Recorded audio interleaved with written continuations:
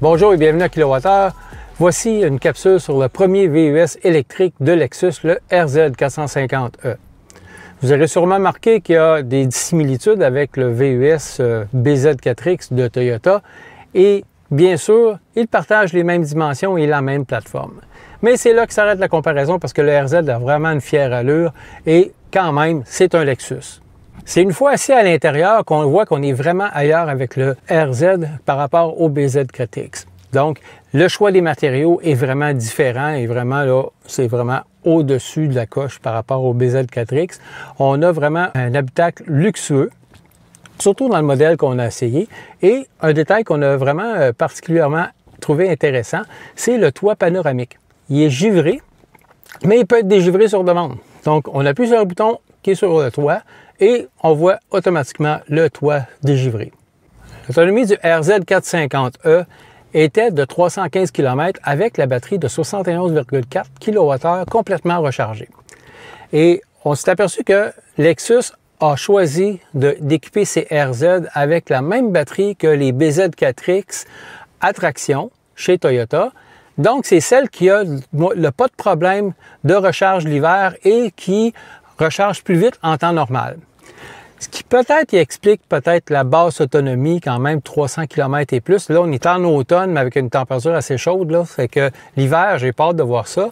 Et on va souhaiter que Lexus va corriger le problème et va peut-être offrir plus d'autonomie dans ses versions à l'avenir dans le RZ. Et c'est quand on démarre la climatisation qu'il y a un petit problème.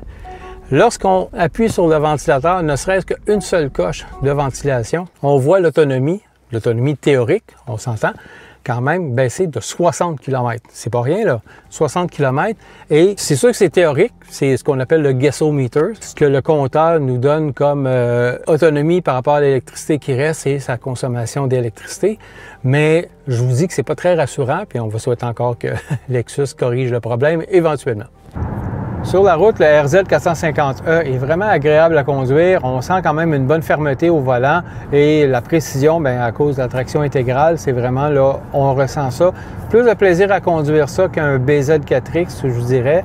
Et puis, on sent vraiment la différence entre Toyota et Lexus. Quant à la régénération d'énergie, on a le contrôle au volant avec les palettes pour diminuer ou augmenter le niveau de régénération d'électricité dans la batterie. Donc, ça peut être intéressant si on veut prolonger l'autonomie sur le véhicule. Au point de vue de l'instrumentation, des commandes, c'est quand même assez simple. C'est pas trop minimaliste, mais il n'y a pas énormément de boutons non plus. Donc, c'est quand même facile. Un écran quand même assez horizontal, assez grand. On peut même prendre Android Auto. Pas besoin de le brancher avec un fil. Il se branche sans fil avec Android Auto ou Apple CarPlay si vous êtes plus iPhone. Et puis, c'est vraiment là, on a un bel écran, une belle présentation. Devant le volant, on a aussi une belle présentation graphique, là, donc c'est quand même assez bien fait. Le prix de base du RZ450e est de 64 950 $, plus les frais de transport de préparation de 2 205 $. La version qu'on a ici, c'est une version exécutive, donc elle est à 82 205 $, mais ce qui inclut une peinture à 2 tons de 1 255 $, et ça, c'est avant les frais de transport de préparation. Cependant, ce véhicule-là n'est admissible qu'à un seul rabais gouvernemental, soit celui du gouvernement du Québec de 7 000 $. Et c'est seulement sur les deux versions d'entrée de gamme du RZ, soit la Signature et la Luxury. Nous espérons que cette capsule sur le RZ450e vous a plu et on vous dit à la prochaine fois.